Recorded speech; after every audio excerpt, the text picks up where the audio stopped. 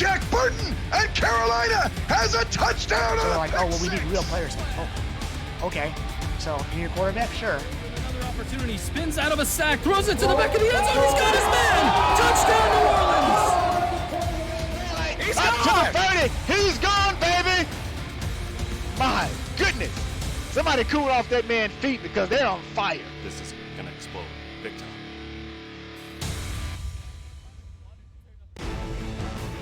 The SFL Network on Twitch welcomes you to the following presentation of the Simulation Football League.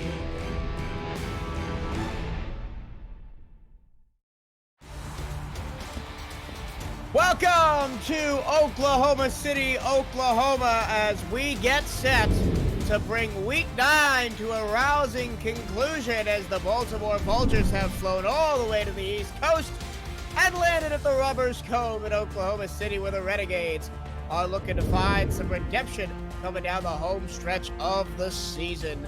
A very warm welcome to everybody watching tonight. I'm your play-by-play commentator, Michael Turillo. Alongside me is co-broadcaster and co-Central Floridian, Eric Vincent. Eric? Hey, thanks, Michael. This ought to be a good one. We kind of talked about this a little bit off broadcast here. Oklahoma City is going to have to do everything right to hang with these high-flying Vultures because, man, they know how to play football, and they're going to come in here and knock some socks off if you're not careful. The Vultures 7-1 and cruising to the number 1 overall seed, but they got to get by Deacon Nickens, Tiberius Bovine, and a scary Oklahoma City team with upsets on the brain. The coin toss is up, and it is tails.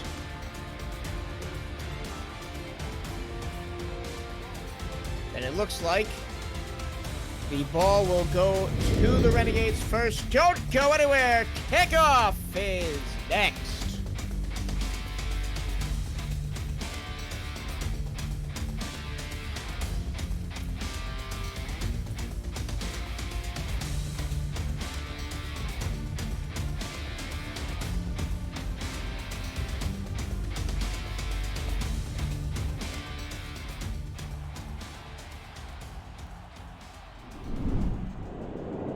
We get ready to start this one. It will be Baltimore getting the ball first. The kicker, Johnny Omega, has the ball on the tee. He's got his hand in the air. The whistle goes, and it's game on a Tuesday night in Oklahoma City. Returning it for the Vultures is Giovanni Bolt. He'll get to the 29. And here comes the legend, Mike Dazzo. And the rest of the high-flying Baltimore Vultures offense. And you hit the nail on the head, Michael. Mike Dazzo, one of the better quarterbacks in the SFL, one of the more storied quarterbacks in SFL history, and he's got a firm grasp of this offense, him along with T. Roy Gaines in the backfield. Dazzo, his 8th season at the helm in an SFL offense. He'll hand the ball off to T. Roy Gaines on first down and gain a yard. Here are the players to watch when the Baltimore Vultures have the football. Mike Dazzo, the quarterback. T. Roy Gaines, the running back. Bishop Warfield, Daley Holden, the wide receivers. And Lloyd Graham Jr. is the tight end. As they are in their red helmets, white jerseys, black pants with black and white trim tonight. Dazzo under center I formation behind him. He'll hand it off to Gaines again. A big hole up the middle. And Gaines will get 5 more yards on second down. Sets up a 3rd and 4. Here are your players to watch on the defensive side for Oklahoma City. Linebackers Dave Drury and John Gregory. Corners Ashley Rose Finch and Parker Thomas. And anchoring from the safety position, Brady Clark and Thomasina Rahman. 3rd and 4. Dazzo to throw for the first time. In the flat, complete. And Warfield turns upfield and has a first down at the 44-yard line. And Bishop Warfield is another big part of this offense as well. He had 5 catches, 59 yards, and a touchdown in the victory over the previously undefeated Seattle Tyrants a week ago. And he was a big part of the victory there against the Tyrants at home.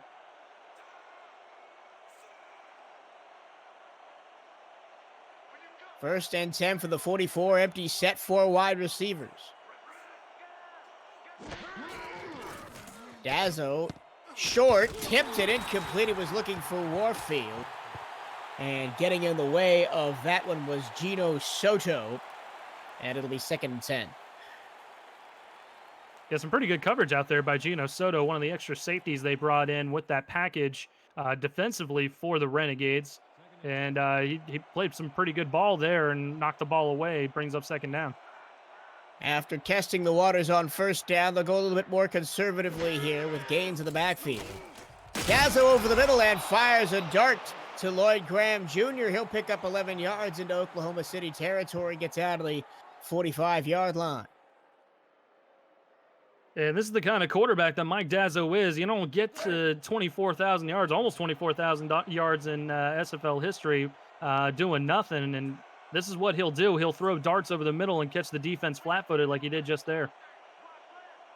Lloyd Graham Jr. already has almost as many yards as he had in the entirety of last week's game with that pickup. Here's T-Roy Gaines on 1st down pickup 2. And Gaines will kind of lull you to sleep, Eric. He'll get these 2-yard, 3-yard, maybe 4-yard runs up the middle. And then all of a sudden, when the defense goes to sleep, bam, he'll hit you with a 30 or 40-yarder. Yeah, you hit the nail on the head, and that's the type of back that T-Roy is. He's a big, powerful back, and he can definitely lull you to sleep and then turn on the jets. Like right now, as he breaks a tackle and gets down the sideline, and he gets inside the 15. I tell you what, Michael, he was listening to us. He heard us talking about him up here in the booth. He caught a quick flight from the broadcast he was doing this past game here and came on down to Oklahoma City. And, man, not a bit of rust on him. Look at that. Bouncing it to the outside after slipping through that first initial tackle, and getting a big chunk of yards in the red zone. Set Gay Jury for a cookie. Put him on the ground and got plenty of extra yards and sets up Baltimore in the SFL presented by APM Music Red Zone for the first time today. They'll be at the 16-yard line. 2 minutes plus left, burnt up on this drive already with 8:10 to go. Dazzo looking end zone, caught and walking it untouched. Put it on the board, touchdown, Baltimore. And Daly Holder, the recipient of that touchdown grab, as we'll get another look here, Michael. And this was just a bad defensive presence here by Oklahoma City. Real late coming over was the safety to make that play and just couldn't quite get there in time. Ends up being an easy touchdown for the Vultures. And this is exactly what Oklahoma City wanted to avoid here tonight. Number 2 on the season for Daly Holder as he slipped in between the corner and the safety and walked into the end zone. T-Roy Gaines in the chat says, nice job, O-line and lead broadcasters. Thanks for the compliment, but I think he means blockers. Yeah, he eventually came to that conclusion later on. 7-0 Baltimore, 8 minutes, 8 seconds to go first quarter as they march down the field and punch it in. Easy as you like on the first drive. And here is the kicker, Shark Tarkington, to send it into the hands of the Oklahoma City offense. And another legend, Deacon Nickens, is going to get set to take the field right after this kick return. As Ashley Rose Finch with the return up to the 22. I mentioned Deacon Nickens. He's the quarterback for the Oklahoma City Renegades. The rest of the offense, running back Jason Williams, fullback DJ Moses II. Wide receivers Alonzo Bamba, Ermac Jackson, and Joe Clark Jr. The tight end is Tiberius Bovine.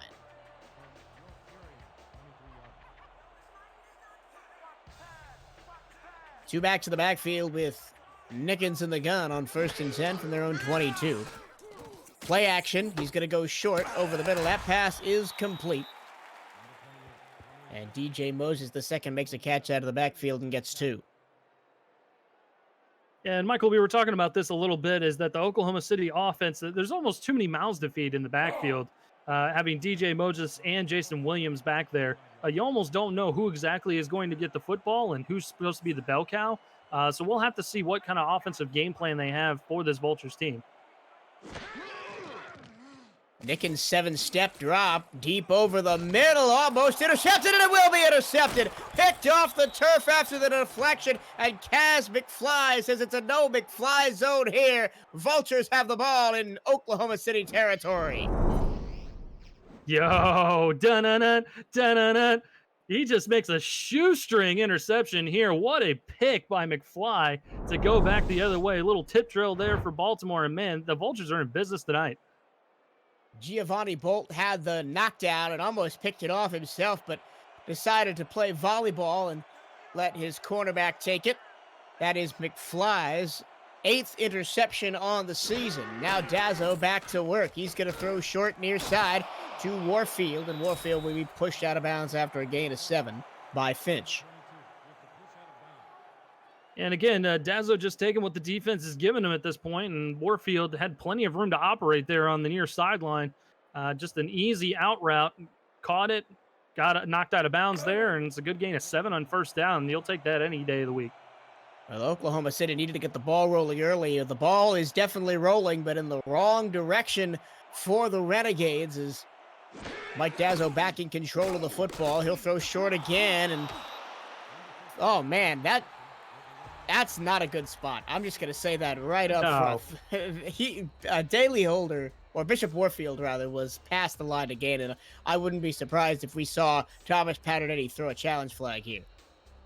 I think he might keep it in the pocket, and it looks like he will, just because it's so early on at this point. But yeah, absolutely. I think he got hosed on that spot there. 3rd and inches, they're going to give him the first down anyways. The carry goes up the middle for Damon, or no, Chad Morgan is the fullback. I couldn't make out what number that was. But the they rare get the fullback first down dive. anyway. Fullback dive, yeah. We're going to see a lot of that from Oklahoma City in short yardage situations tonight with DJ Moses. Yeah, 100%. And Baltimore doesn't really go to their fullback a ton, which is probably why we were both caught flat-footed a little bit. Like, hey, wait a minute, there's a 9 on that jersey. That's not T-Roy. Who's that? So I totally understand where you're coming from with that. And man, it was still a good run and good chunky yards, and they're almost back in the red zone again, Michael. 1st and 10 from the 21. Dazzo under center, 3 receivers. 2 to his right, 1 to his left. Defensive line shifts pre-snap. Dazzo looks at the defense, snaps it, hands it off to Gaines. Gaines is going to be bottled up, but still falls forward for a gain of 3. He's already up to almost 40 yards. Anchored, of course, by that long run on the first drive. Yeah, it looks like Oklahoma City, came out in a little bit of man coverage there and was able to stop T-Roy for some minimal yardage. Probably the first opportunity they've had right now at a decent play defensively. Gaines stutters step, try to get free. Can only get a few more yards. Is going to set up a 3rd down and 2. And with all this running, the clock is going. We're already halfway through the first quarter. Yeah, not a whole lot of stoppages. We had that interception and the touchdown, obviously, but other than that, I mean, the clock's been rolling pretty quickly here. Even the passes that Dazzo has thrown, they've been inbounds, so been keeping the clock rolling pretty quickly here. Dazzo to throw over the middle, caught down to the 2. Daly Holder grabs it in tight coverage, and Baltimore is in business. And that was actually a pretty good reaction there by Thomasina Rahman getting in there and making the shoestring tackle, making sure that she saved the touchdown. But there's really wasn't a whole lot that she could do there. Just the defense that was called. Unfortunately for her, she just didn't have the best opportunity to make the play. Dazzo, middle, wide open, touchdown, Lloyd Graham. Yeah, 2 drives, 2 touchdown passes here for Dazzo as we get another look. And this, again, was an easy one. He had his choice of both Royfield and Lloyd Graham. And I feel like the Oklahoma City Renegades are just reeling right now. They're trying to figure out what exactly the Vultures are going to do. They might have prepared a whole lot for T-Roy here, thinking they were going to see a lot of runs by Gaines, but just hadn't seen that a ton so far. I mean, I've watched a fair bit of Baltimore games this year. This is my 3rd time calling a Vultures game, and they really like to do that in short yardage situations, especially near the goal line. Everybody stacks the box against T-Roy Gaines, and then Dazzo will just float it to a wide open receiver in the back of the end zone. Earlier this season in the comeback victory against Vancouver, they did that as well with no time on the clock. Well, and shoot, the logic would dictate you got your 6'2", 240 running back there that's top 5 in the league in rushing. You're down in the goal-to-go situation. You would give it to him, right? So I totally get where Oklahoma City is coming from, and that's probably why they're running into some issues here early on. Another return chance for Finch takes it to the 23. We're going to see a second chance for Deacon Nickens and the rest of the Oklahoma City offense to redeem themselves. It was turned over so fast after the first series, I didn't get to go through the defensive alignment for Baltimore. I'll do that now. Linebackers, Joe Dazzo, Saron Yates, and Amon Takes. Quarterbacks, Kaz McFly and Hendricks Thornberry. Safeties, Tony Willis, Marvin Himes, and Giovanni Bolts. Nickens, another 7-step drop, and he's going to go deep again, and it's tipped again and incomplete. That time looking for Ermac Jackson down the field. And Deacon, I think, just maybe needs to hit the weight room a little bit more for his week of preparation, because he's just leaving these balls a little bit short, just a little bit. He had Ermac Jackson open there by a couple yards, and Giovanni Bolt was just able to stretch up there and tip the ball away. Just a slight underthrow on his part. But other than that, it was a great play call. We haven't really seen Oklahoma City run yet. We had one play action dump to the fullback, and that's about as close to a run as we've seen. Here's a run, and maybe you can see why, as Jason Williams is bottled up for a loss of 3. Yeah, and that's one of the newcomers, Chad Rowland, getting in there, the Week 7 signing to this defense. They're getting in there along with the wily veteran Joe Dazzo, who's been in the league 8 seasons, along with Mike Dazzo. So, this defense is nothing to mess around with either. 3rd and 13. Nickens underneath, tipped and intercepted for the second time. Tony Willis takes the ball off of the back of his fellow defender, and it's another Baltimore perfect field position after a turnover. And this was great coverage here by the Baltimore defense. There really wasn't any reason for Nickens to be throwing that ball into coverage. There are plenty of white jerseys around his intended receiver. And sure enough, ends up being another tip drill interception. Baltimore set up nicely again, already up 14 early on. Mike Dazzo back on the field and has a bunch formation to his left. He's going to throw the way of the single back, and that's Warfield, and he'll get 4 as he falls out of bounds to the far sideline. And man, 2 possessions, 2 interceptions for Deacon Nickens. Neither of them really his doing, because they both come off of pretty wicked deflections. Yeah, and that's what this Baltimore defense is going to do to you. I mean, they've got great secondary.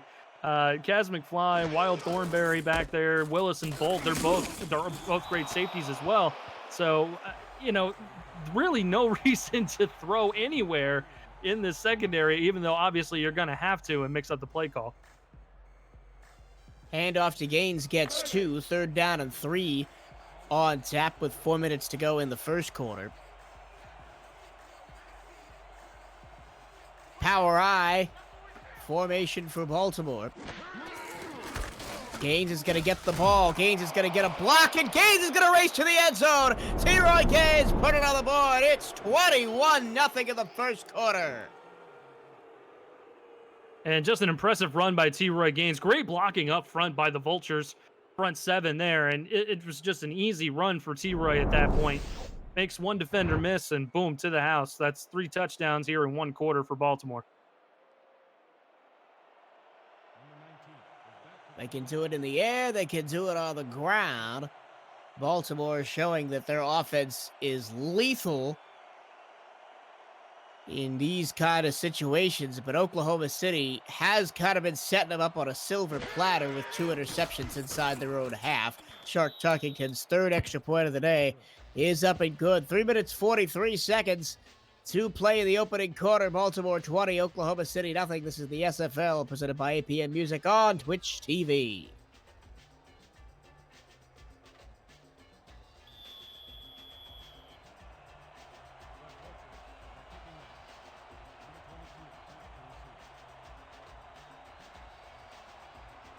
So for the 3rd time in the first quarter, Ashley Rose Finch is going to have a chance to return a kick from the goal line. And Breaking a tackle gets to the 25, best starting field position for the Renegades so far. Actually, it was a pretty good return there, Michael. I thought she might have had some room to break that one. Just maybe breaking a couple more tackles there up the middle of the field, and she would have been gone. Renegades try to look for something on offense. Have not converted a first down yet so far. They'll go with a bunch formation right this time. Nickens drops back short over the middle. Pass is caught by Tiberius Bovine for 8 yards. Sets up 2nd and 2. And that's another one of the legends here in this ballgame that we haven't really gotten to talk about a ton is Tiberius Bovine. 11 seasons here in the SFL, all with Oklahoma City. And he might see some passes come his way today, because I think that Oklahoma City's game plan so far, at least, is trying to outgun here Baltimore through the air. Here's a handoff to Williams, and Williams gets a block, and Williams is gone! Down the field, see you later, Jason Williams! A 77-yard touchdown run! And Michael, we talked about this a little bit before the broadcast started. This is what Oklahoma City needs to do in order to hang tough with Baltimore. Their rushing attack is actually their strength. They are 7th in yards per game on the ground in the SFL. That's actually pretty darn good, considering where the rest of the league is, averaging triple digits on the ground, 108 yards. Jason Williams is a good back, experienced back. You need to get the football to him more, and that's what they did here. Lo and behold, they're in the end zone. Williams converted from fullback to halfback in the offseason after coming over after winning a couple championships with the Alaska Storm. And he shows off the speed there and scampers away from the Baltimore defense and makes it a 2-score game. 2:56 to go. First quarter, Baltimore 21, Oklahoma City 7. And at this rate, we might not get out of the first quarter for another couple of minutes. Well, broadcaster's curse, right, Michael? We were talking about how fast this first quarter was going, and lo and behold, we get score after score after score, and we slow to a screeching halt a little bit. Now is a chance for Giovanni Bolts to try and return a kick.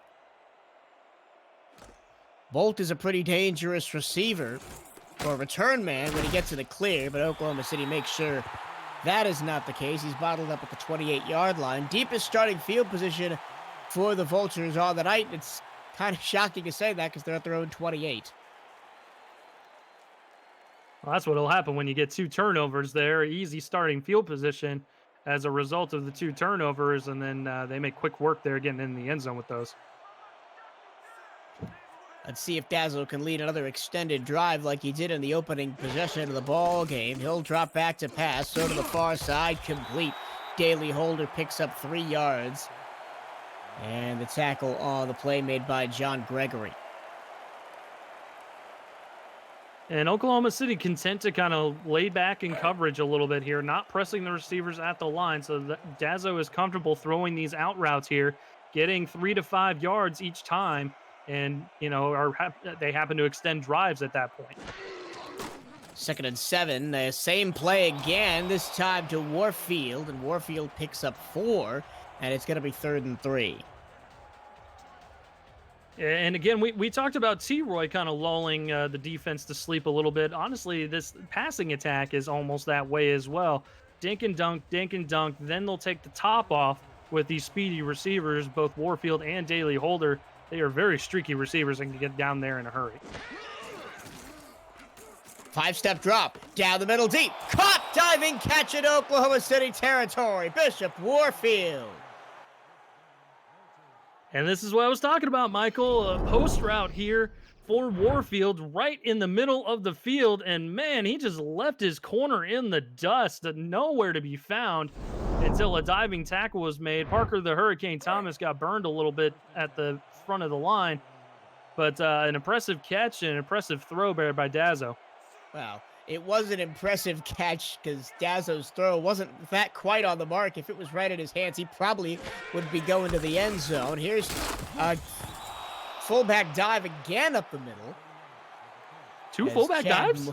Chad Morgan takes it for 6 yards. This is in Oklahoma City. These are the white jerseys. What's going on here? Fullbacks? They Who has say, fullbacks? They say we see your fullback and we'll raise you our own fullback who has more rushing yards than yours at this point in the game. Oh, shenanigans. Gazzo on 2nd and 4, wide open to the far side, but he led Daly Holder too far. It'll be 3rd and 4. And they're going back to that same kind of method there. Dink and dunk, dink and dunk. Got to watch out for taking the top off the defense or hand the ball off to T-Roy and see what he can do on the ground. Yeah, we were talking before how, teams adjust. I'll finish my point after this 3rd down and 4. Minute 9 seconds to go in the first. Offset eye. Gazzo lifting it over the middle and running free as Lloyd Graham Jr. and is only going to be brought down to the 5-yard line. Yeah, and Oklahoma City is going to have to make some adjustments here on defense. We'll take a look at Lloyd Graham just coming off the line here. Linebacker unable to stay with him. That was Dave Drury there in coverage and just couldn't quite open up the hips quick enough. Tight end, just a speedy guy for 6'6", 256, Lloyd Graham Jr., and he just zorches off the line there. Now in the red zone again, this time at the 5. It's going to be a fullback dive, and this time it was read beautifully. Chad Morgan goes nowhere as the tackle is made by Drury. Yeah, these fullback dives, we're not anticipating seeing that from Baltimore. Like I said, used to seeing that from Oklahoma City going with the 2-back set, but certainly not from Baltimore, and it's interesting to see so far. Here's the power eye, same formation that T-Roy Gaines scored his first touchdown of the night. 10 seconds to go in the first. They run strong side, and T-Roy Gaines breaks the tackle and is into the end zone. Put it on the board. The Baltimore Vultures are soaring away with this game, and we're not into the first quarter yet. And again, just like the last run, just perfect blocking up front here. Just a hat on a hat. No gray jerseys there at all that were available to make the tackle on T-Roy, and he just squirts into the end zone. Touchdown, Baltimore. An extra point away from Sharkington being 28-7. I meant blue jerseys, by the way, not gray.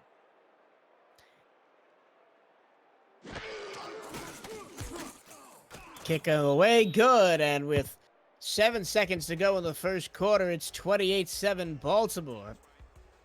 Including the opening kickoff, we've had 6 kickoffs in the first quarter.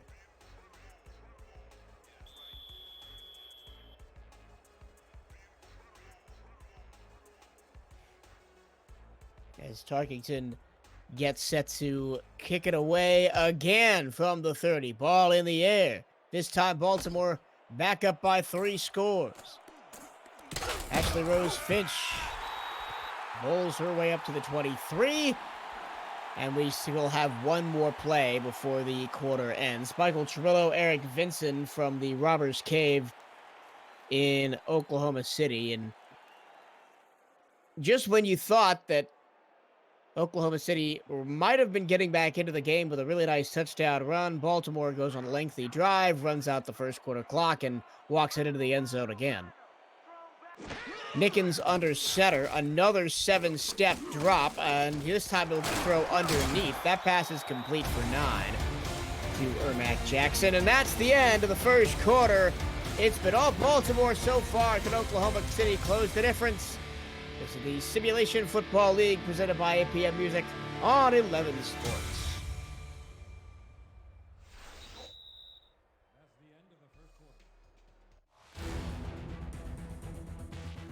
Tonight's Simulation Football League broadcast on Twitch is presented by APM Music, Production Music Library and Custom Music House, and brought to you in part by Fuel Beyond Imagination. Visit the all-new SFLinteractive.net today. By Matt Doyle Designs, the official branding partner of the SFL. And by Media Tech Institute. Turn your passion into your profession. Aerial shots brought to you by AirViews, united by drone. Visit airviews.com to see more drone footage and some beautiful shots of the heartland of America in Oklahoma City, Oklahoma. I haven't been out there in a number of years, and I need to get back out there at some point. It's a gorgeous part of the world. I've never been out there. I've only been to Texas, and shoot, I love Texas.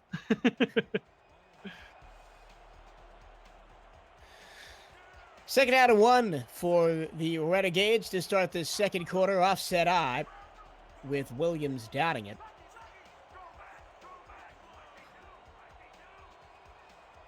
Nickens changes the play.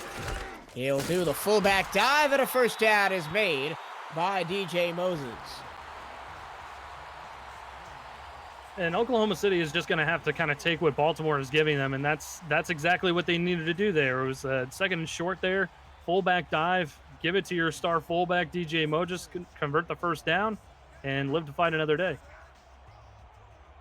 10 carries for 49 yards for Moses last week in their game against Sioux Falls as Nickens goes down the field, and it's intercepted for the third time off of a deflection. Tony Willis has 2. Oh, my.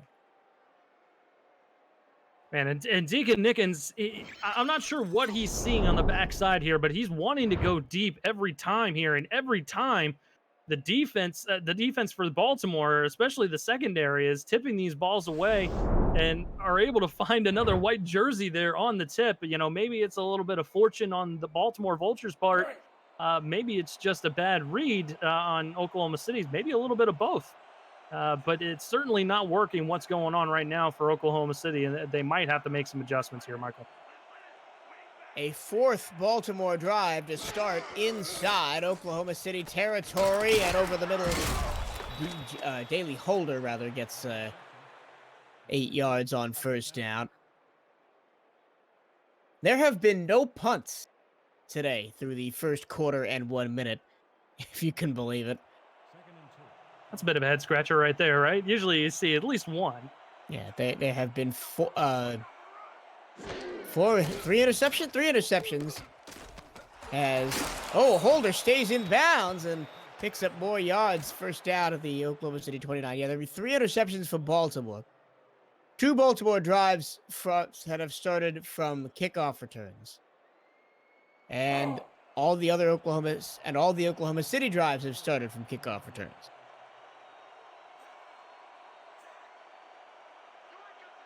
First down, Oklahoma City 29, going left to right in this second quarter. Dazo 4-step drop, uses his arm strength over the middle, and that one is incomplete. It was tipped, and it fell harmless into the turf, but up-tempo goes the Red Hats from Baltimore. They see something in the defense they might want to exploit here.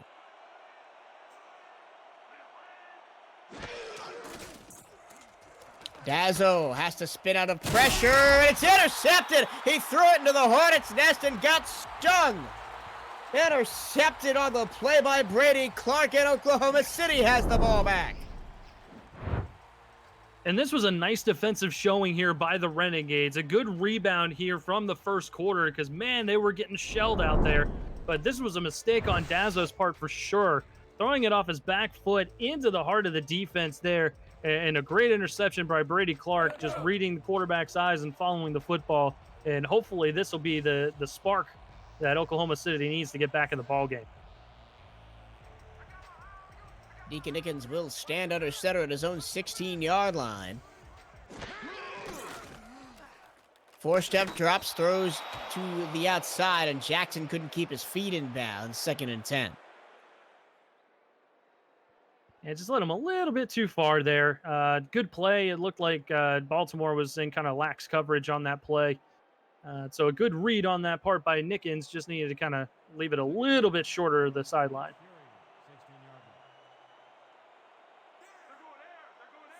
Nickens under center. They'll spread out a bit. 3 receivers, only 1 back of the backfield time. Nickens short, complete to Bovine, but Bovine only gets 4, 3rd down and 6. As you can see the quarterback numbers. 140 yards for Dazo, only 22 yards for Deacon Nickens. And like I said, I think the offensive game plan, at least from what I've seen so far here from the Renegades, was to outgun the Vultures, thinking maybe they could pick on this secondary. And obviously, the Baltimore secondary has had plenty to say about that so far. To the tune of 3 interceptions as Nickens drops way back on 3rd and 6, goes way down the field, and it's almost caught. Oh my, he caught it! Ermac Jackson came down with it in double coverage. And maybe they still think they can pick on this secondary. Man, what a dime. In between two defenders here, Deacon Nickens just threads the needle to Ermac Jackson. I was with you, Michael. I didn't think he completed the pass. I thought for all the world that Tony Willis had knocked that ball away, but Jackson somehow came down with it. Here we go. Nickens at his own 46, feels the pressure, gets to the pocket, goes deep, and it's a 4th interception and a hat trick for Tony Willis. Man, oh man, and he left it short again here, Michael. Looking at it again, he's fine in the pocket. Like, pocket was collapsing around him. Good pocket presence. He had Bovine out there. Just maybe left it a little bit short, and a great play again by Tony Willis coming over there. And he's 6'3", so a very tall safety getting in there and able to make the play. And Oklahoma City find themselves down 28-7, have seemingly abandoned the one play that has worked for them so far in this game, which is Williams running the ball off tackle. Dazzo short to the outside, Warfield incomplete. Couldn't keep the feet in bounds.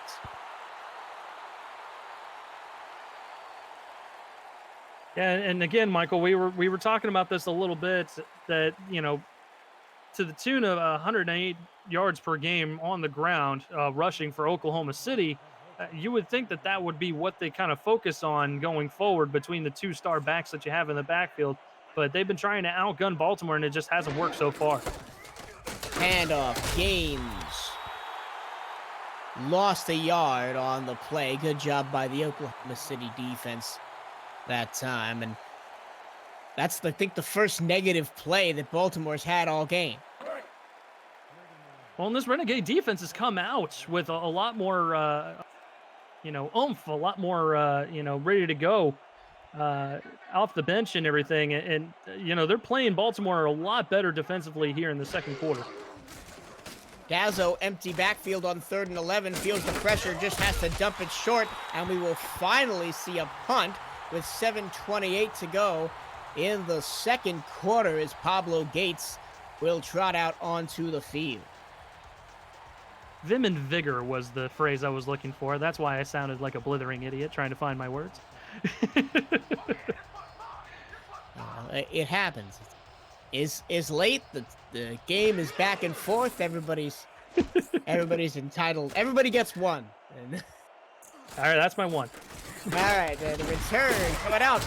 Good return that side for the Renegades as they'll start at their own 34-yard line. Yeah, I thought Baristan might have had a chance on that one. He broke the first tackler just fine. Probably had a little bit of a chance towards that far sideline there, but good starting field position here for Oklahoma City. Let's see if they can take advantage of it. Maybe stick the ball on the ground a little bit more.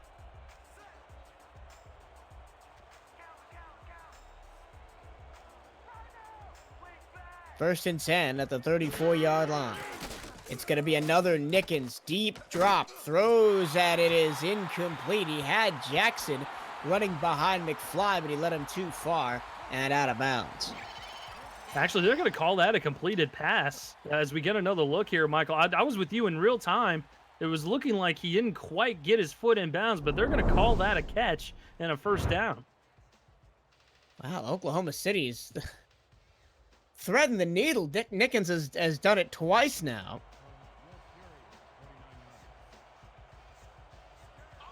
Both times to Jackson, too. Maybe that's who he needs to go to.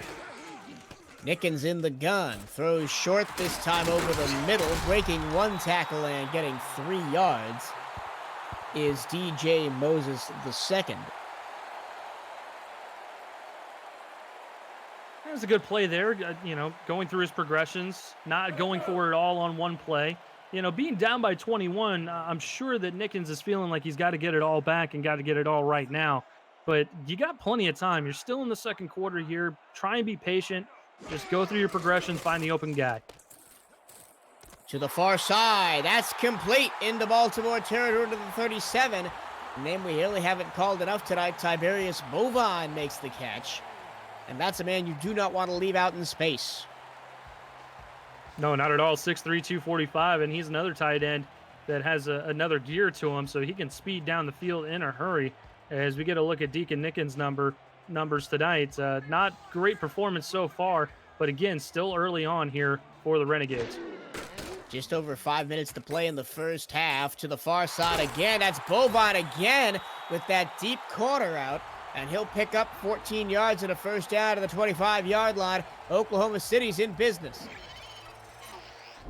Yeah, and they're looking a lot better here offensively on this drive. And again, I think Nickens is finally settling down a little bit, going through his progressions, trying to see what the defense is giving him. And it's a lot more Tiberius Bovine here. He's finding the mismatch here on the linebackers. Bovine's matched up against the rookie, Cyron Yates. Recent signing, week 8. He went from the couch to the field, and he's on the field and matched up against Tiberius Bovine tonight. First and 10 for the 25. Nickens in the gun. Plenty of protection. Throws to the far side, short again, and 5 yards. Complete. Down the field, Joe Clark Jr. makes his first catch of the game. Yeah, and another 5 yard. It looks like they're taking the playbook from Baltimore. This looks like the exact way that Baltimore has been running a little bit more corner routes to Bovine, or to the tight end, obviously. But other than that, it's looking a lot like Baltimore's methodology here. Just taking what the defense gives them, move the ball down the field. Baltimore set up to bring a blitz, but they only rush 4. Short over the middle. That's fantastic defense that time by Cyron Yates. Great closing speed by Yates, getting in there and smacking the ball away right before DJ Moses could grab the football.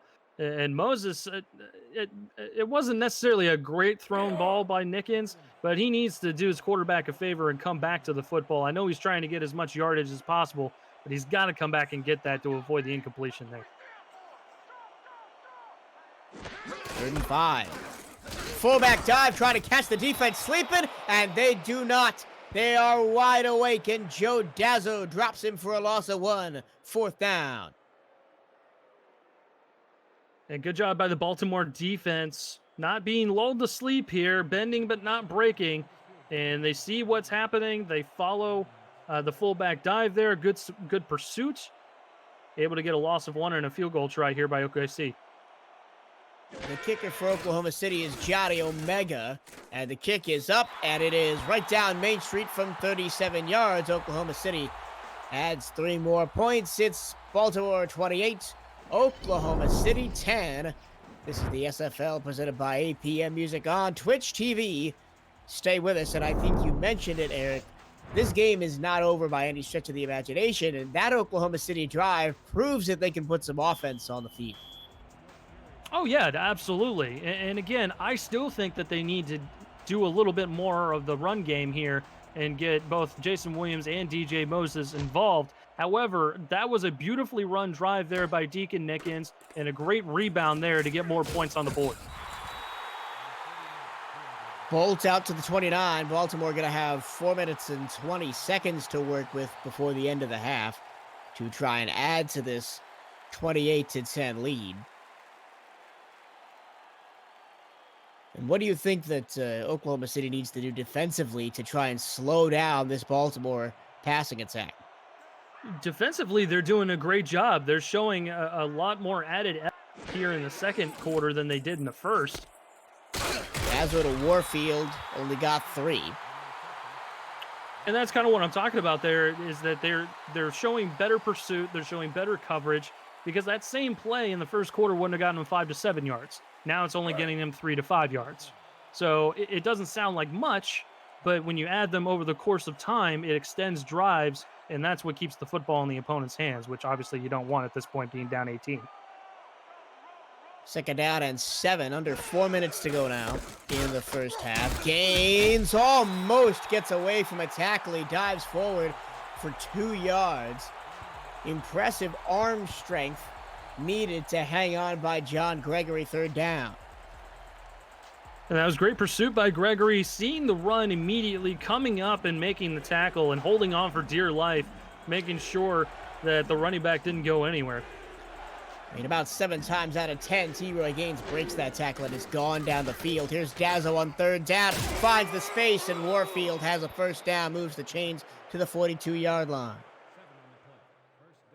And I expect the Oklahoma City coaching staff to make some sort of adjustment to cover those out routes there, because that has been a staple all night long for Baltimore this evening. So, and that's honestly what's been killing them the most, is just this dink and dunk pass play that'll kind of lull them to sleep. It'll extend drives. Again, they're playing it a lot better here in the second quarter than they did in the first half. Down the field, caught one-handed and turning upfield. Bishop Warfield, touchdown. Put it on the board. Baltimore extends the lead once again. And Bishop Warfield is just an animal out there. Like, it's unbelievable to watch him play. He just gets off the line in a hurry, able to turn around, adjust to the football, and then just takes off running past the defense. Great pitch and catch there. Not necessarily a great throw by Dazzo, but certainly a great adjustment by Warfield to come back to the football, get it, and then get into the end zone. And Rose Finch got beat off the line by Warfield, could not recover, and Brady Clark could not get over there fast enough to prevent the touchdown. Tarkington back on the field again, as he puts the extra point up and through. It's 35-10. We still have 2 minutes and 56 seconds to go in this evening's first half. And there's just not much you can do on that. I mean, this is a well-oiled machine here in Baltimore. There's a reason that they're the top seed currently in the Simulation Football League. So when you have wide receivers like Warfield and Holder, when you've got a running back like T-Roy Gaines, who's a top 5 rusher right now in the league, it's very, very difficult to kind of hang tough with these guys.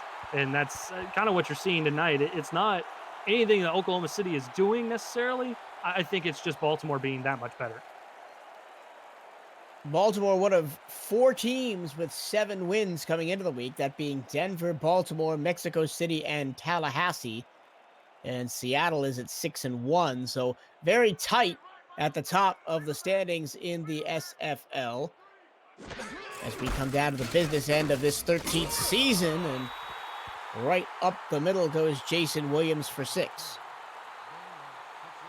And a good run there by Jason Williams, following his blockers there, had some space, threw in the little spin cycle there for good measure, and got himself maybe an extra 1.5 yards. Good solid run there on first down, keeps it second and manageable.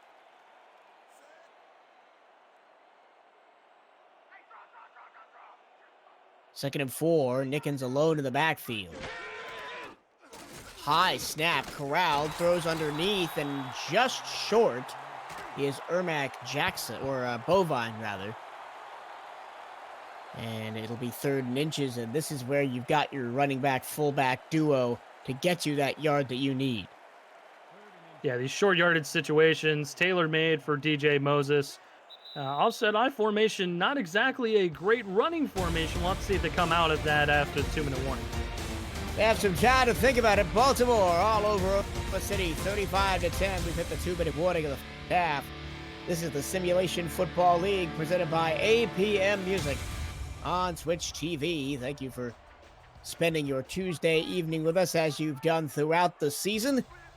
And don't you worry, because football is not too far away. Here's the fullback dive, and it didn't get there.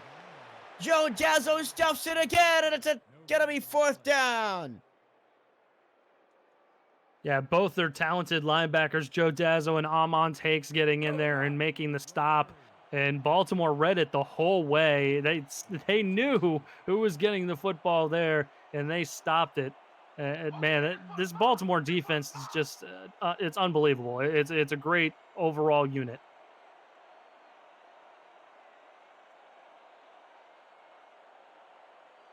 The punter for Oklahoma City is Ethan Ellis. This is the first time we'll be seeing him punt away from the 17-yard line. And returning it is Bolt up to the 39. A minute 12 to go in the second half. Both teams still have all 3 timeouts. And the game plan has worked to a T for Tim Johnson and Thomas Patrick tonight, as it does most of the time.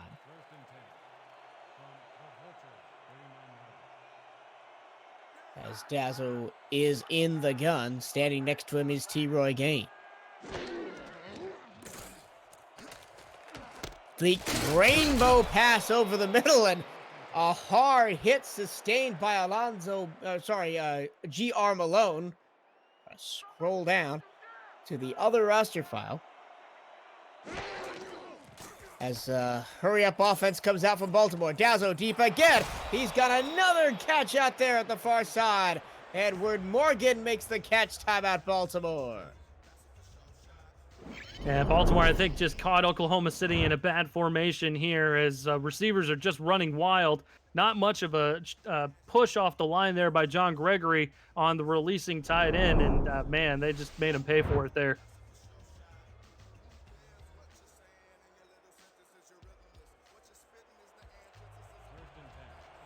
First and 10 of the Oklahoma City 25. 49 seconds to go in the half.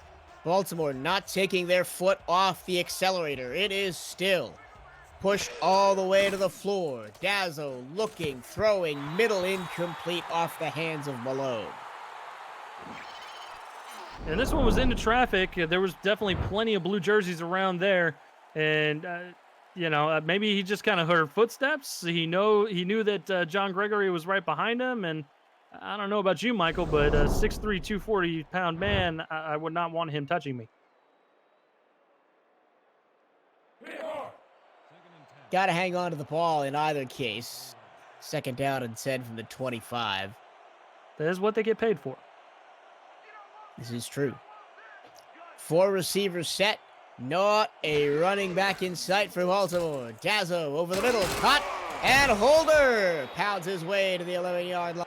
First and 10 inside the red zone. Forgive me on the last catch. That was Lloyd Graham Jr. Dazzle quick to throw to the end zone. Incomplete, well defended that time by number 42, Parker Thomas, the Hurricane. Smacked that ball away. Yeah, and the Hurricane showing some wind speed there and just whacking the ball out of there. Good coverage out there towards the near sideline and knocking the football away. Also, everybody pay your respects to poor referee 62 that got bowled over there a couple plays ago. Just press your F in the chat there. Thank you. Second and 10 from the 11. Dazzle to throw. He looks to the corner, and it's knocked away again. Thomas on consecutive plays with 2 knockdowns. And he hasn't been on this defense very long. This is his 4th week back there in the defensive backfield with the Renegades. And, man, with a name like Hurricane, you're certainly fit to be playing defensive back, and he's been playing very, very well these past couple plays. He's done well in his first couple of weeks. Got 2 interceptions so far. Third and 10. Dazzle to the end zone. Knocked away again. This time they tried to pick on Finch, and Finch was up to the task. And Oklahoma's defense will hold in the red zone and force a 3-point try. And, man, looking at how this drive was shaping up here to start things off, I did not have the most faith that they were going to hold them to a field goal try. But, man, a great defensive presence by the Renegades here in the red zone to force the field goal try by Tarkington. And while not an extra point, it's pretty close for Shark Tarkington. This will be the first time he's kicked anything other than an extra point tonight. It is all the way and good from 27 yards. And that makes the score Baltimore 38, Oklahoma City 10, 19 seconds to go in the first half. Tarkington moves to 17 of 18 on the season on extra points. I almost said free kicks. I've got soccer on the brain. Free kicks? Oh, man. We're going to see a little Doug Flutie action on the extra points there? Anything is possible. This is the Simulation Football League. pitch counts it in the end zone with 18 seconds to go. Oklahoma City will probably just run it up the middle and go to the break, although crazier things have happened. We've certainly seen crazier things. That's the beauty about this league.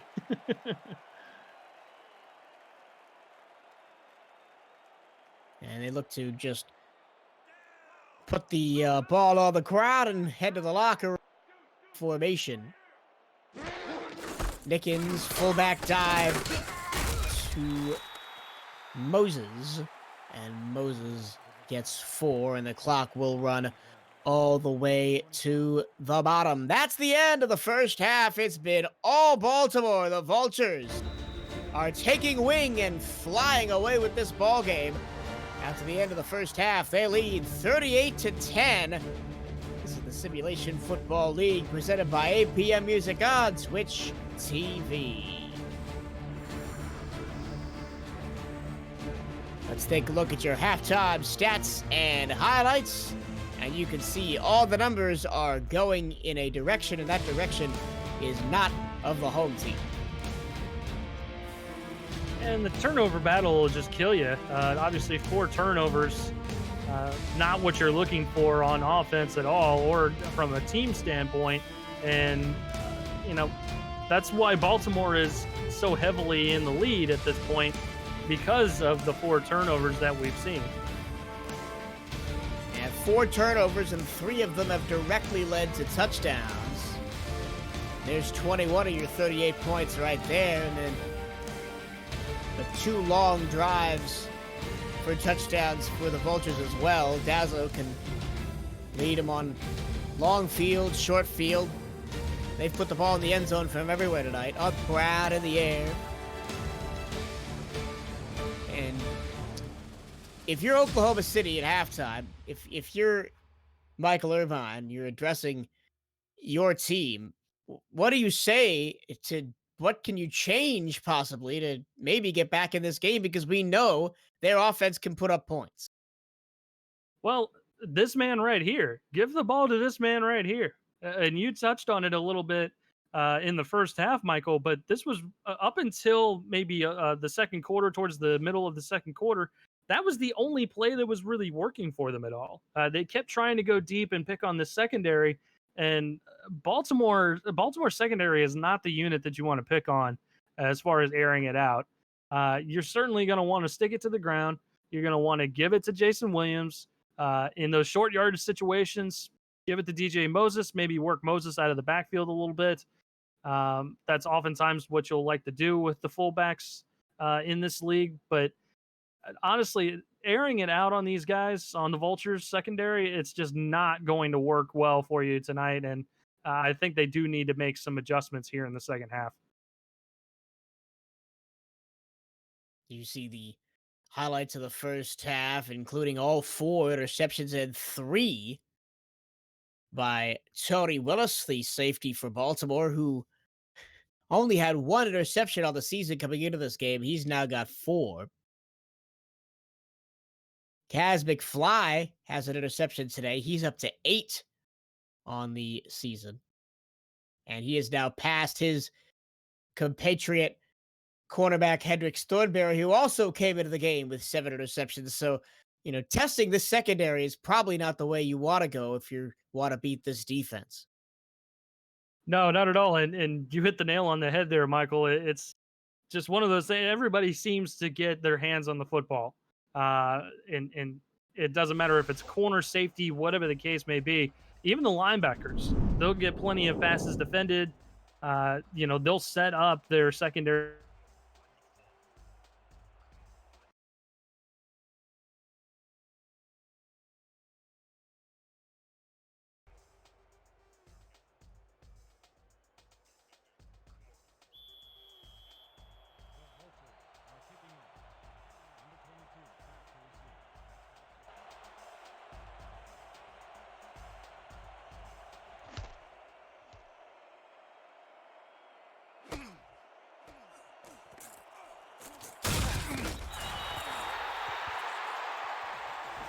At the 20-yard line, deep starting field position for the blue and red. And again, Michael, I would hand the ball off to Jason Williams. I'd give a little bit more of a heavier dose running the football. I hate to sound like a broken record, but like I said, maybe airing it out. These 7-step drops, they're not working real well. Even the corner route, I'd go with maybe the corner routes or maybe some out routes, but nothing deep here on the secondary, at least for right now. Nicking short to Moses. Moses picks up 2. They've tried that pass across the middle to Moses a couple times tonight. It hasn't really gotten them anywhere. And to the point about sounding like a broken record, I mean, we only have one big successful play for Oklahoma City to go on, and that was the 73-yard touchdown run by Williams back in the second quarter. Yeah, absolutely. And it was a nice run off tackle. It was a hat-on-hat blocking scheme. It worked out great for Oklahoma City. I'm not sure why they went away from it.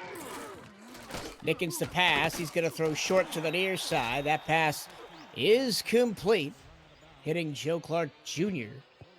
It'll set up a 3rd down and 3. And we've seen the fullback dive in this position before from both Baltimore and Oklahoma City, and I would stay away from that if I was the Renegades in this situation. Absolutely, because they know exactly what's coming. They know that that DJ Moses is the star on this team from the fullback position. So why not go with a little crossing route here? And that's exactly what they do here, Michael, and they get the 1st down. Crossing route to Bovine moves the chains to the 30. 1st down for the Renegades. A good start to the second half for the home team. Good crowd tonight at the Roberts Cave, Oklahoma City, Oklahoma. Professional football still alive in the heartland. Love coming out to Oklahoma City. This is a great venue, one of the best ones in the SFL. 9 minutes 40 to go. Nickens throws short to the near side. Caught by Clark again for 4 yards this time. And I mean, they've been riding Joe Clark Jr. on those out routes, and he's been making the catches mostly. So they found something that works. Yeah, and I was going to say that, Joe Clark has been very, very good with those out routes. He's been catching everything that's been thrown to him. So, I would certainly stick with those type of routes. Looks like we're going to go a little no running back situation here, though. Empty set, 5 wide down the field. Oh, and you almost expect it to be coming back the other way, looking for Bovine down the field. And especially it incomplete. Especially when you got to get rid of the ball quickly. When you see the big uglies coming at you pretty quickly there, free runners, you got to get rid of the football, and that usually spells disaster. There, Aldo Butler was coming to eat Deacon Nickens there for lunch. Now a 3rd down and 6. I'd like to see him go back to a crossing pattern here. Try and pick up the 1st down. Nickens over the middle, tipped and almost intercepted again. Bolt had a hand to it. Amon Takes was also in the area. He was looking for DJ Moses. And I don't know about you, Michael, but I'm starting to hold my breath every time that I see a pass thrown in the general area of a white shirt and it being tipped up in the air. You're just kind of anticipating it to come down into the arms of a white jersey. I think they wanted the crossing route a little bit too much on that play and forced it. Ethan Ellis on to punt for the 2nd time tonight. Gets the punt away from his own 22. And Giovanni Bolt, no room to run. He'll go down at the 30. Baltimore on the ball. 1st time in the second half. Up 38-10 and can pretty much cruise control for the next, 24 or so minutes until the end of the game. Yeah, absolutely. And it was pretty much said in the chat there by C. Pundy, the tone has already been set. So you can pretty much do whatever you want here on offense, and you'll probably end up getting the victory as long as you protect the football. T-Roy Gaines does just that and gets 11 yards and a 1st down out to the 41-yard line. Haven't seen a lot from T-Roy Gaines, saying that he has a rushing touchdown and a 30-yard carry on the night. Yeah, and T-Roy is one of those backs that does protect the football. He does not fumble it very often. He's only had 1 fumble at all through this whole season. So definitely a good running back there to protect the football and keep the clock rolling. Fresh set of downs for Baltimore from their own 41. Going right to left in this second half. Dazzo, empty set, throws deep, caught in traffic by Warfield. and he'll pinball off of a couple of defenders and get down to the Oklahoma City 35. And two defenders out there in coverage. Actually, really good coverage by Ashley Rose Finch and Brady Clark there. But just a better play by Bishop Warfield going up and getting the 50-50 ball. Not really much you can do there. Just a better play by Warfield.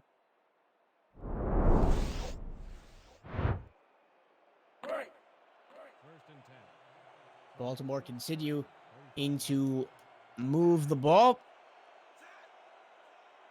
into Oklahoma City territory. Once again, they've lived on the Renegades' end of the field this game. Here's T-Roy Gaines as he powers through for 3.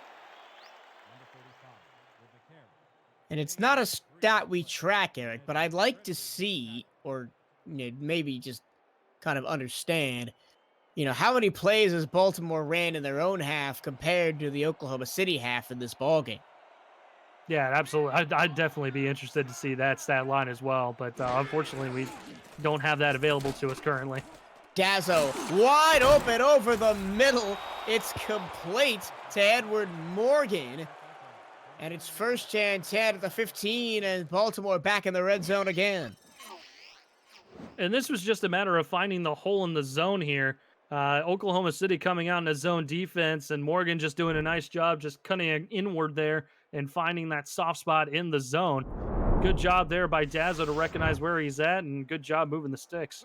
And did you see they had 3, potentially 4, blue jerseys marking daily holders? There's a reason Edward Morgan was so wide open in the middle. 100%. Yeah, you're absolutely right. Towards that far sideline there. First and 10, a pass to Gaines in the flat. Gaines breaks a tackle, gets a first down inside the 5. He'll go down to the 4. And Parker Thomas is figuring out the hard way that T-Roy Gaines is a tough dude to get on the turf.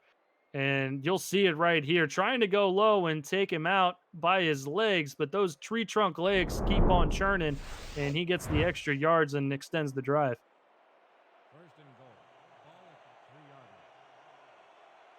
Baltimore looking to put more points on the scoreboard here. It's a fullback dive, and that goes for a yard. I think that's the 4th fullback dive for Baltimore in this game. Chad Morgan getting some meaningful touches in this ball game. It's a nice change of pace play. I like it in the playbook there. I'm just not sure why we're seeing it so often. But then again, they're up by 4 scores, and they're looking pretty good for a 5th here. Baltimore up by 4 scores, and here's 7 more as T-Roy Gaines rumbles in for a touchdown. And that was just an impressive effort by T-Roy Gaines. It was good play by the Oklahoma City defense, getting in there, getting good pressure up the middle and penetration. T-Roy just avoids the initial tackler there and hurdles over the next one, rumbles into the end zone there for a hard-fought touchdown. Tuckington back on the field for another extra point try. 6 minutes, 13 seconds to go in the ball game. Baltimore Vultures on top of the Oklahoma City Renegades. Potentially 45-10. The kick is up, and it is good, so the score is 45-10. You're watching the Simulation Football League presented by APM Music on Twitch TV as Michael Trillo and Eric Vincent are in Oklahoma City tonight, wrapping up week 9 of the SFL season. Can you believe we're already 9 weeks into this season? We're on the home stretch already. I feel like we just started this thing, and now we're getting towards crunch time here, Michael. Yeah, I mean, it seemed like the convention was, 2 weeks ago, when in reality it's been almost 2 months. No kidding. Finch trying to spin out of a tackle, but only gets up to the 23. And I think we can, with the scoreline as it is, permitted to look ahead a little bit. For Baltimore, they go at Alaska, which is a really big game for both parties.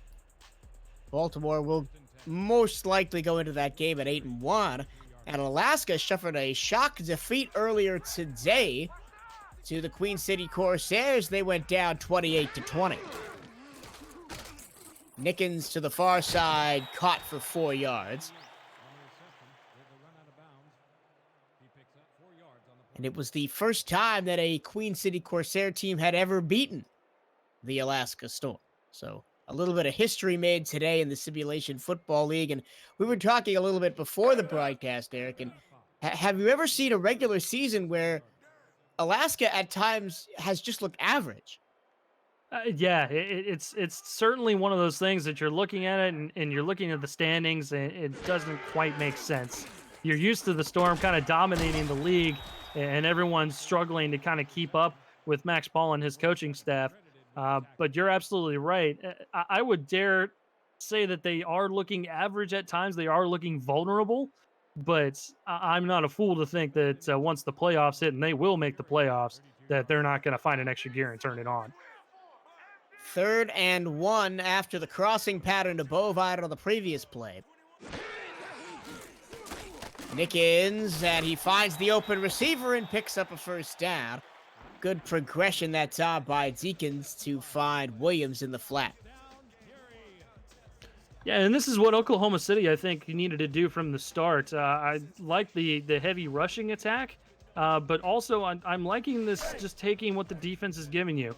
It's a lot of what Baltimore has done today, and I think Oklahoma City is finally catching on that maybe that is what needs to be done against this Baltimore secondary, but it might be too little too late at this point. Pass out to Williams. Williams going nowhere fast. He'll only pick up 1 on the swing route. Let's do some shout outs to the people who are joining us here on a Tuesday night on Twitch. MB Willis is in the house.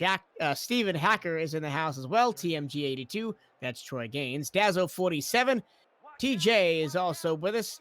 Teleferon129, AJ Today, Jackson, Tom Robin, C. Pundy, and everybody else watching us tonight on the Simulation Football League Network on Twitch. We thank you for spending your Tuesday night with us.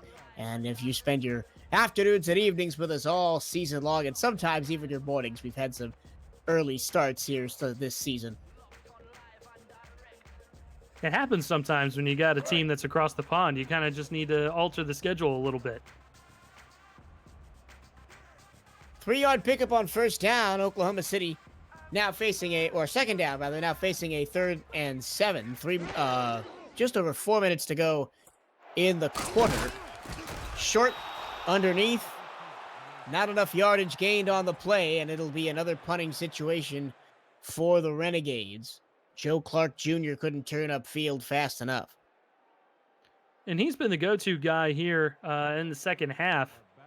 He's caught just about everything. In fact, he has caught everything that Nickens has thrown his way. Unfortunately, just maybe a bad choice there on the receiver, and couldn't quite convert there on 3rd down. Bolts almost got free. He was dragged down from behind there by the last defender that could have possibly... That's the tight end, Caesar Massey, playing special teams that possibly prevented a return touchdown by Giovanni Bolt. And Bolt is one of those dangerous return guys. We've got several of them here in the SFL. Got to watch out for them because, again, it's one of those lull you to sleep sort of things, and then boom, they're gone. A handoff to Gaines gets no yards. And Oklahoma City will see one of those dynamic return men next week. It's the Oklahoma Battle, rather, not the Oklahoma City Battle. Oklahoma Battle, as Oklahoma City hosts Tulsa next week. That's the first of 2 times that those 2 teams will play in the last 4 games. Gaines up the middle, first down as he forward progress takes him to the 35. Yeah, and this was a big rumble here from T-Roy Gaines. Again, great blocking up front. Look at this. No one is there to make the tackle until he gets to the 2nd level of the defense. In fact, that was the 3rd level there. Parker Thomas and Brady Clark coming in there and making the stop. Looks like Oklahoma City not happy about the spot of the ball, and they want to roll that back a little bit. Maybe get their defense another chance to stop T-Roy Gaines. They're going to go to the booth. And I'm not sure there's enough evidence to overturn that. It looks like that ball is across the line because his ball, I don't know, from that angle, it almost looked like he was short, so I'm not sure. That's a better angle there. I think he might have been just a bit short, and Oklahoma City, really nothing to lose at this point. And they win the challenge. Michael Irvine saves his timeout. And it will be not a first down. Baltimore going to have to try again. It'll be third down and less than a yard.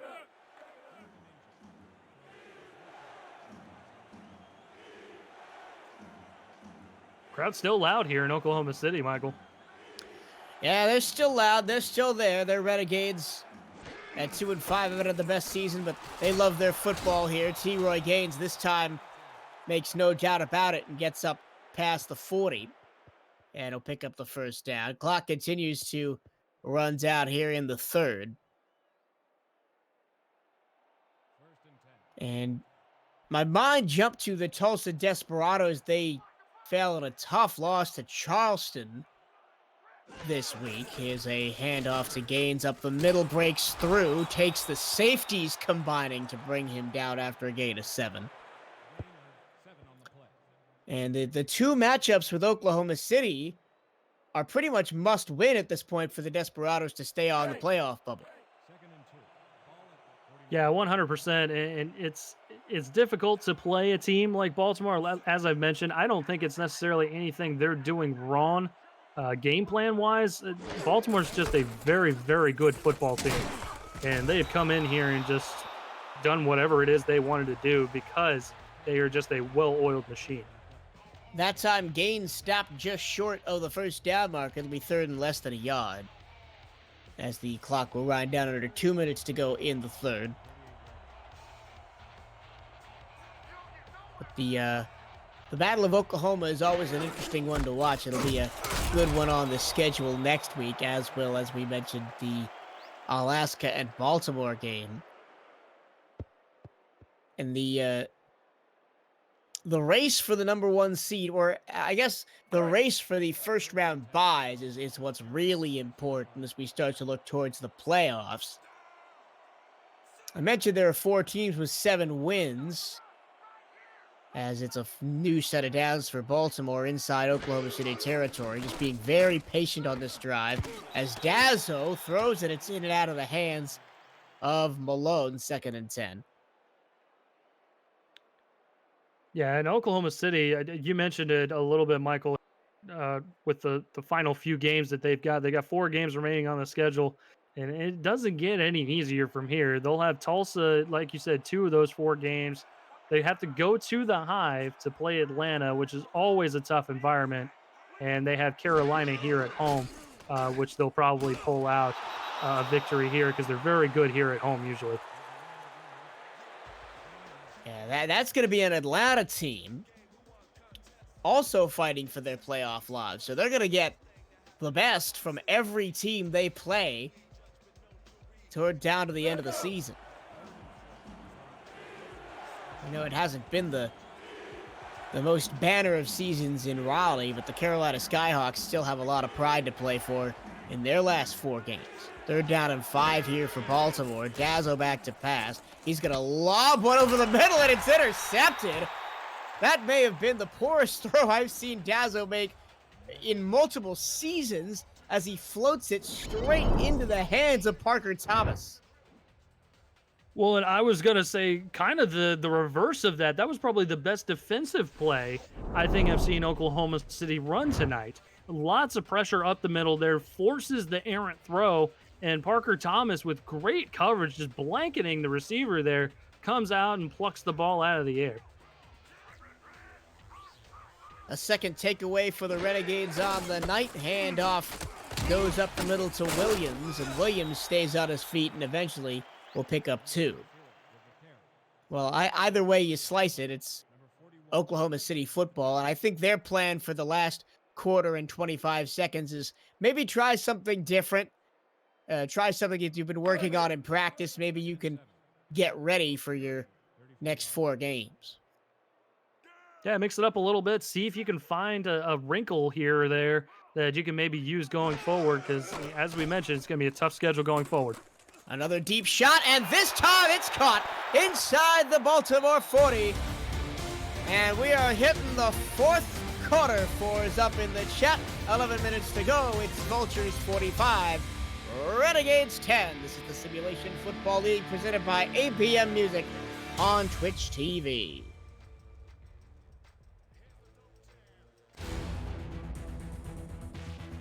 Tonight's Simulation Football League broadcast on Twitch is brought to you in part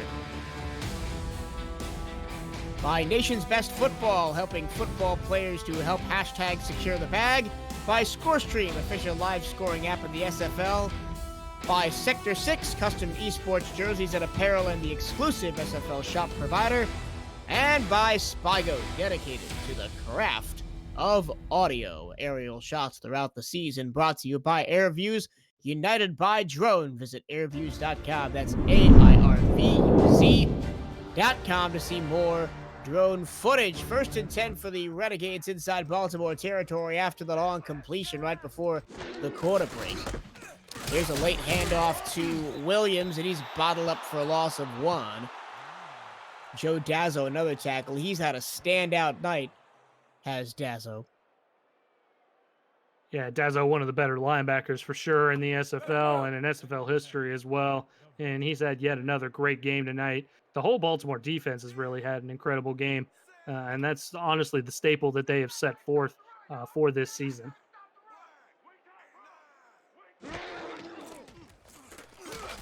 Nickens to the near side. Pass caught for 6 yards. It'll be 3rd and 5 after the Ermac Jackson reception.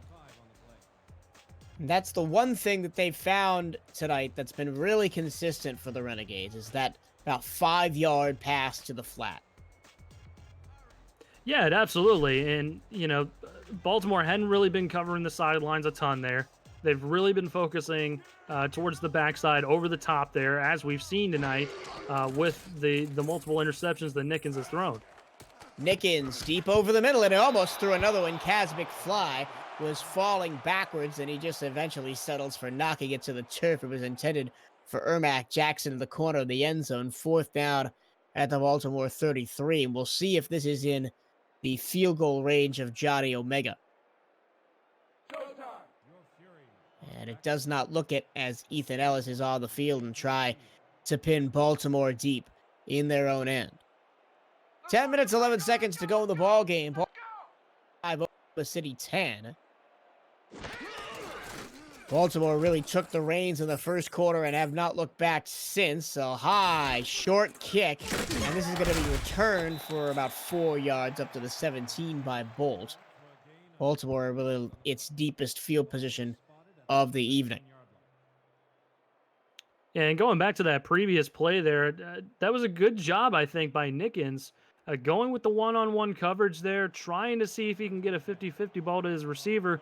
It was, again, just a better play by Kaz McFly there to force the incompletion.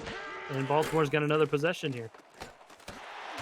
Here is Lloyd Graham Jr. getting 9.5 yards on 1st down, second less than a yard.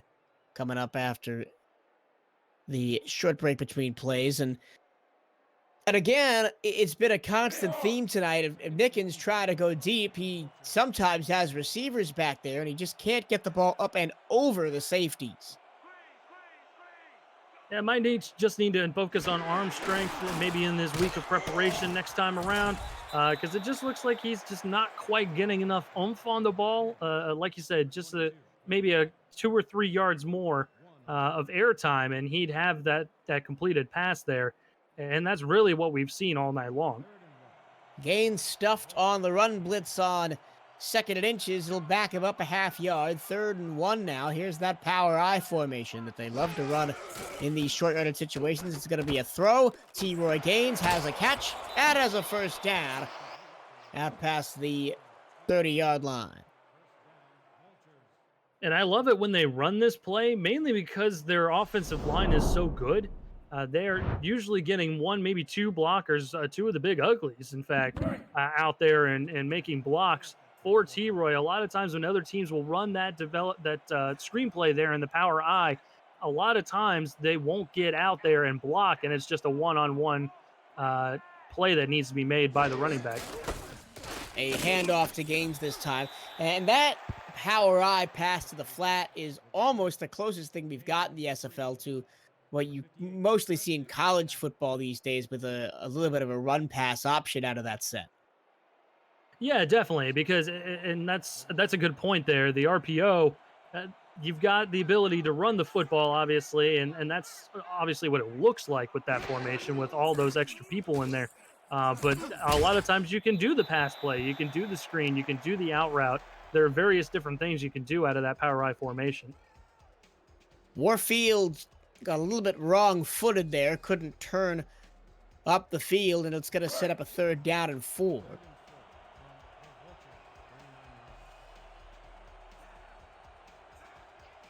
It's past MBM Willis's bedtime in the chat. Yeah, just about ours too here on the East Coast, but we're still up bringing this football game to you as Daly Holder drags defenders into Oklahoma City territory, gets out of the 46-yard line.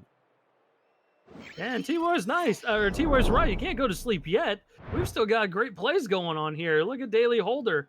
Again, just streaking down the middle of the field, finding the soft spot in the zone. Good recognition by Dazzo to get him the football there. Holder only came into the game with 1 touchdown on the season, and definitely the feature receiver is Warfield as Dazzo drops to throw. There's a penalty flag on the play. It was tipped in the air at the line of scrimmage and falls to the turf.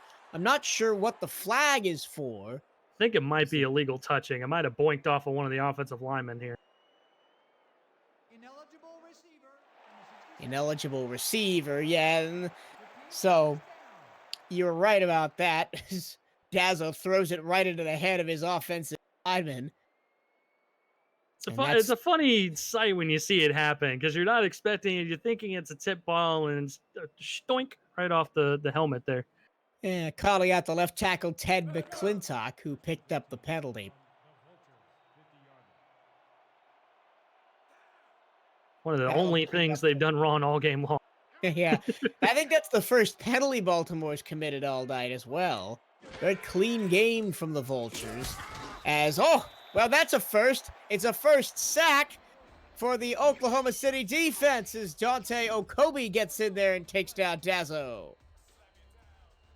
And he was a little bit sneaky on this as well. It looked like he was pushing towards the outside there, and he was trying to beat, who was that? Mel Harrison off the line there.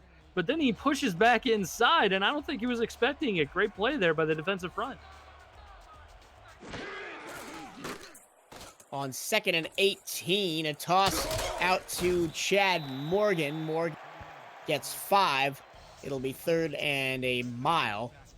And mile being 13 yards to go on this next play.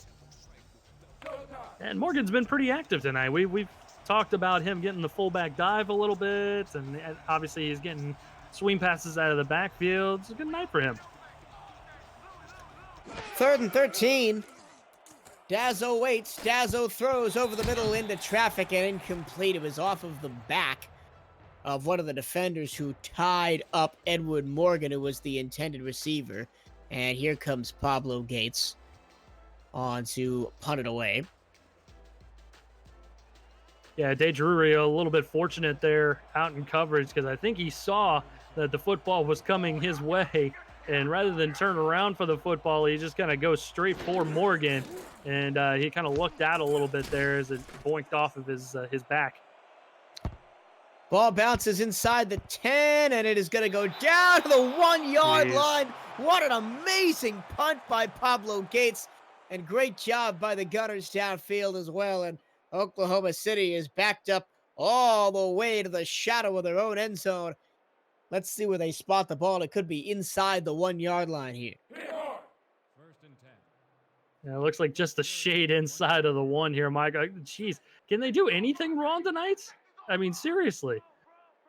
It's been pretty much a picture-perfect game by Baltimore in all 3 phases. And, just avoiding a safety is Williams as he barely gets away out to the 7-yard line. I thought for sure that the defense had him dead to rights in the end zone. Yeah, that was a great heads-up play there. It was actually DJ Moses getting the fullback handoff there and just bounces off the would-be tackler. threw him back maybe a yard and a half or so, but gathered himself and got some positive yardage. Williams falls forward close to a first down. It'll be about half a yard short. It'll be 3rd down and inches. And I assume we're going to see some more Jason Williams on this play, but I have been wrong before. In fact, I'm wrong more than I'm right when I try to call SFL plays before they happen. Tony Romo, I am not. 3rd and inches here. It is no a toss, and a first down is picked up on the play by Williams. Well, see, you're right. So we did see some Jason Williams. I don't think that was the play we were thinking, though. I don't think the toss play was what we had in mind. No, we don't see a lot of tosses in the SFL. A lot of coaches believe, and probably rightly, that they develop a little bit too slowly. With the speed of linebackers and defensive linemen, they usually get blown up in the backfield. But it worked to perfection that time as Williams gets around the edge, and he has 12 yards and a first down up to the 25-yard line. Yeah, great run there by Williams, getting positive yards, extending the drive. Nickens throws to the far side, caught by Jackson, 7 yards on the play. And he's had limited impact as Jason Williams, but I think he's been the best player on this Oklahoma City offense tonight. Yeah, I can't argue with that at all. Obviously, they had the one touchdown that they got on the board, courtesy of an off tackle play to Jason Williams, and he's been that X factor for them. And unfortunately for him, and fortunately for the Renegades, they just hadn't really gotten him the ball as much until it was a little bit too late. That pass to Jackson is incomplete. Roland was in Nickens' face, and then the pass was errant and out of bounds. Quick check-in on the other game tonight as we go to the Score Stream out-of-town scoreboard. Seattle is all over San Francisco right now. Just a minute and 47 to go in that game, 33-7. And earlier today, the Queen City Corsairs got their first ever franchise win over the Alaska Storm as they beat them 28-20. Here's Nickens on 3rd and 3, waiting for a play to develop, and it's almost intercepted again. Yeah, he waited a little bit too long, I think, on this one, Michael. I think he just darted over there to Bovine and not put so much air on it this time. Might have just waited just a tick too long, and good play there by Baltimore secondary to knock it down. They're obviously going to go for it here on 4th down. At their own 32-yard line and 4 minutes left in the game. Nickens back to pass. He throws down the field, has a step. Bovine's got the ball, and Bovine's running down the sideline, and he's into Baltimore territory, all the way down to the 25-yard line. And one of the extra corners out there, Benjamin Paul there, was in coverage, and Tiberius Bovine had a step on him. It was actually pretty good adjustment there by the corner to kind of turn around. It was just a better play by Bovine. Obviously, he's a bigger dude on top of that to just snatch the ball and, speed up field, getting more yardage and extending the drive. Touchdown saving tackle made by newly signed Marvin Himes, the safety for Baltimore. Here's a throw out into the flat. Jackson has it, and Jackson didn't get out of bounds. He actually remained in bounds. They're into the red zone now for the second time in the ball game. Didn't get a touchdown the first time they were here. Had to settle for 3. Nickens looks complete to Williams down the sideline to the 10, driven out of bounds by McFly with Lloyd. And Williams could be a shifty back as well, as we see the little juke move here. Whoop! And then able to be escorted out of bounds by the Baltimore linebacker. But I'm 100% with you on what you said earlier, Michael, about him being the best player and the best X factor here for this Renegade team. Going forward, I think they just need to focus on him more in the game plan and see if that results in a couple more wins for them. Nickens, end zone, wide open, touchdown, Oklahoma City. Joe Clark Jr. has his second touchdown of his career, as he was only signed last week. Congratulations to Joe Clark Jr. for making the catch, and Oklahoma City has 2 touchdowns in the ball game. And he's been the other MVP on the Renegade team here. A nicely run route there by Clark, and way to slide in there and make sure that you get your feet in bounds to get the touchdown.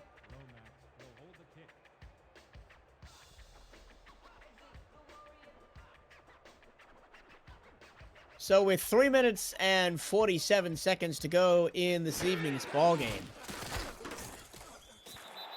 the kick is up and good. It is Baltimore 45, Oklahoma City 17. It is, I think, pretty fair to say that the Vultures have taken their foot off the gas in this game. And interesting decision for Oklahoma City here to go for the onside kick. Down 28 points. Hey, it ain't over till it's over. That's true. 3:47 left. Here's the onside kick. It's going to be picked up easily by G.R. Malone, and Baltimore will have it at the OKC 40. I was reminiscing before the game about an Oklahoma City game I called. It was my first ever trip to the Robbers Cave back in season 9. And on the opening kickoff, I don't remember who they were playing, and I'll finish my pontificating after this 1st and 10. Here's a handoff up the middle, and that's actually Chad Morgan again on the fullback dive.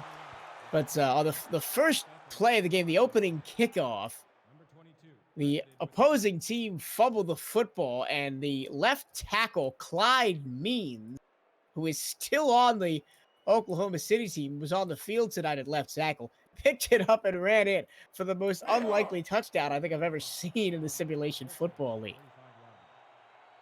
Yeah, you got to watch out for those fumble recoveries on the kickoffs. They'll show up every now and again. We had one, I know for sure, earlier in this season. I can't remember what the ball game was. We were trying to figure that out as well.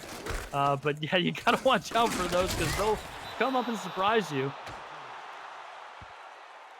Up the middle goes Damon Morehouse, is the backup running back, as T-Roy Gaines is on the sideline taking a drink of Gatorade, unlacing his shoes and getting ready for the flight home. Yeah, and he had to catch a quick flight out from doing some play-by-play duties as well, so I'm sure he's a little bit spent. But had a good game today. 2 touchdowns for T-Roy.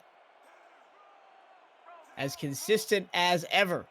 The Vultures running back, one of the more consistent backs we have in the league, and being mentioned in the same breaths as the Ray Bentleys and Reggie Streeters of the world. Hand off to Morehouse. He loses 2.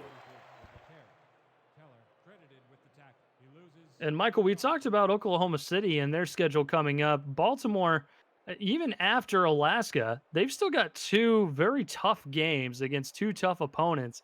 They have to play Chicago, albeit at home at Vulture Field, and then they have to go to Queen City to Buffalo and take on the Corsairs. We've reached the 2-minute warning. Baltimore 45, Oklahoma 17. This is the Simulation Football League presented by APM Music on Twitch TV. Well, we're just about 2 minutes away here from wrapping up the 9th week of SFL competition in season 13. Michael Trillo and Eric Vincent along for the ride with you from Oklahoma City. Here is Morehouse up the middle, gets 2. Oklahoma City calls their first timeout.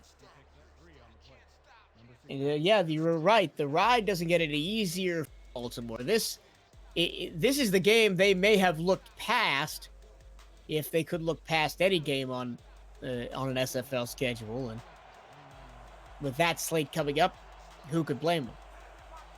Yeah, absolutely. This was the trap game for sure, because you're kind of looking ahead towards Alaska, thinking that that's the game you needed to circle.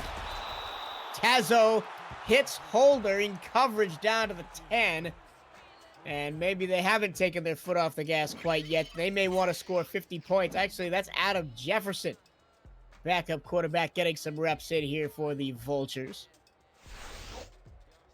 Yeah, backup's getting some reps in here. They're certainly going to want to show that they've got some fight in them. Maybe get a contract signed for next season as well. But yeah, they're looking good in the backups as well. The twos are looking good as well. Usually the backup quarterback really only comes in to kneel the ball, but he's getting some meaningful playing time today, Jefferson, as Oklahoma City forced to use their final timeout on another Morehouse run down to the 6. So with Baltimore going to 8-1 here tonight, and they've got 3 more games to go, how many of those games do you think they're going to win? I mean, their only loss of the season was technically a trap game, as Thomas Patternity will call off the dogs and they'll kneel out the rest of the clock. Potentially a trap game. I mean, their only loss was to Sioux Falls, who coming into the week was 4-4. And then, they went out and proved that was a fluke by beating the previously undefeated Seattle Tyrants team last week. Mm-hmm. So, I mean, they've got Alaska, which Alaska plays everybody tough, especially in the eye. That game may come down to a fourth quarter drive, and whichever veteran quarterback has the ball late in the fourth quarter may win the game between Gazzo and, man, it's late here. And Ron Cochran. Yeah, And no, I Ron totally Cochran. get it, man. Yeah. That game may come down to the fourth quarter. That may also be a lot of points in that game as well, because both of those offenses can really move the ball. And Chicago has had one of the more surprising seasons of any team in the SFL. They are 6-2 when the last 3 seasons they've been pretty much nowhere near playoff contention. Sharkington puts a field goal up and through, makes it 48-17 with 1 play left to go in the game. And this playoff scenario is still wide open. And Yes. I'm sure the beat writing team is licking their chops in the intervening time between now and next weekend's game, and maybe getting a playoff preview or 2 up there. And everybody's got their opinions on who's in, who's out. And remember how crazy last season's final week was. We didn't know until after the last snap of the last game who was in or out, and it was crazy. It could very easily come down to that this season as well. Although it's tough to go against the Vultures at all right now.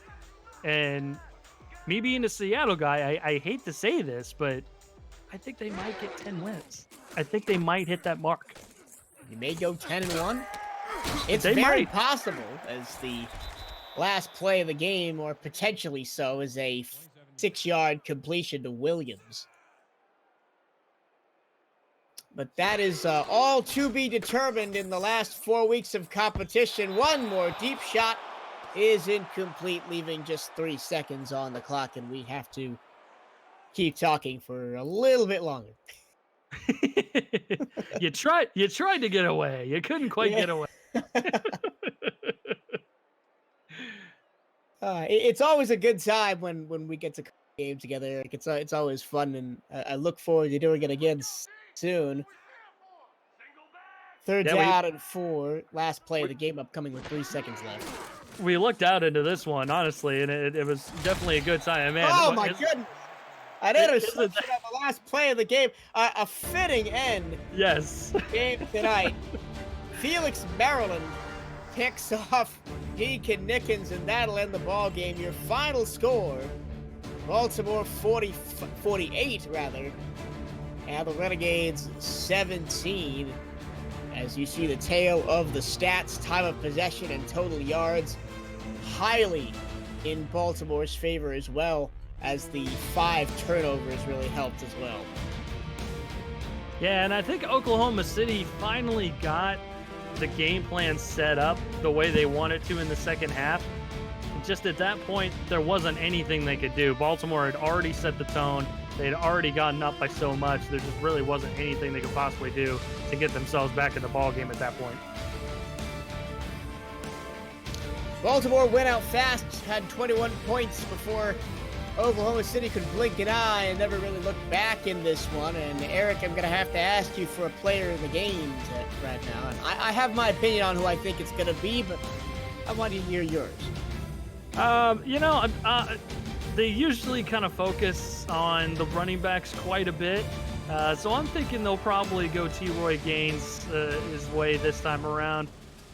He did hit triple digits, I believe, on the ground. He had 3 rushing touchdowns. I think that's easily player of the game worthy. Now, I was going to give it to Tony Willis. He had 3 interceptions on that. Very true.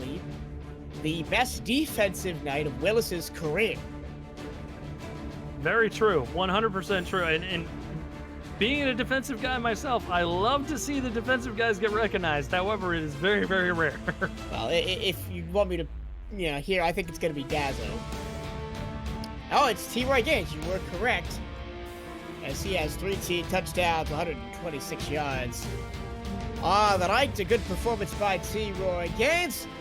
But that'll do it for us from Robert's Game in Oklahoma City. My co-commentator has been Eric Vincent. I have been your play-by-play commentator, Michael Trillo. We'll be back next week for more Simulation FL action. Stay with us.